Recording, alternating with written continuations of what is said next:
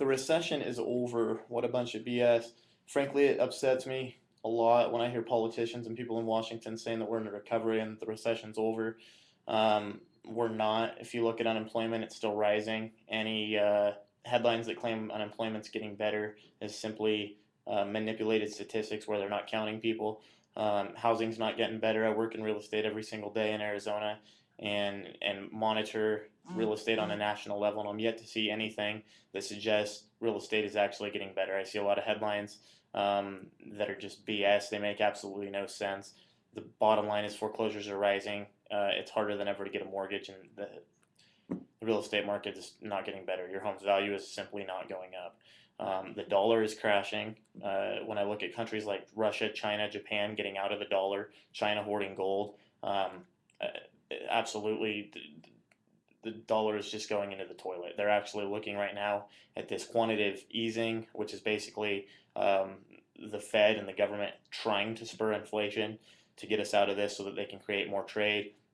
The world is not buying our debt anymore, and we're in an economy that operates solely on debt ever since 71 when President Nixon took the dollar off of the gold standard.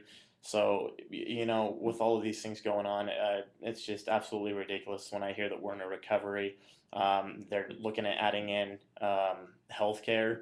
Um, it's ridiculous. We can't pay for it. When you look at the entitlements that are already out there, Medicare, Medicaid, Social Security, all these funds are broke, and Medicaid and Medicare are estimated right now to be a 50 to 60 trillion dollar time bomb. Um, Social Security is broke, and we're going to start seeing that. It's going to be exposed as the millions of baby boomers are approaching retirement right now. There's no money in the fund. For goodness sakes, the United States Post Office is broke. So, I mean, it's just a bunch of BS, and they're trying to lure votes in. Don't buy into it. Get financially educated. I think the American people are ready for a change, and it's going to hurt. I don't know the easiest and simplest way out of this mess, but I know it's going to take some serious reform. And the problem is the people in Washington that are giving these speeches of saying everything's getting better and that we're coming out of this mess are the same people that got us into this mess. So it's going to take some change. If you look at Obama's popularity rating, it's going down. So I do think inevitably we are going to start seeing some change. If you look historically, what creates change?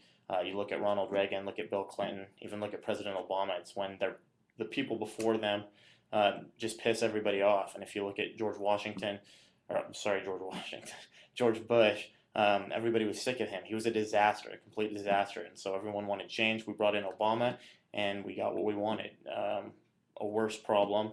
He brought his change, and everyone's more upset. So it's going to take somebody going into Washington and stopping the excessive spending, getting us out of this deficit, stopping the debt, um, bringing back stability. And I do think that it's going to hurt, but I think people are up for the challenge if they understand what's going on. No one understands what's going on right now. I don't understand it. Um, it's absolutely ridiculous. So don't buy into the BS. Get financially educated.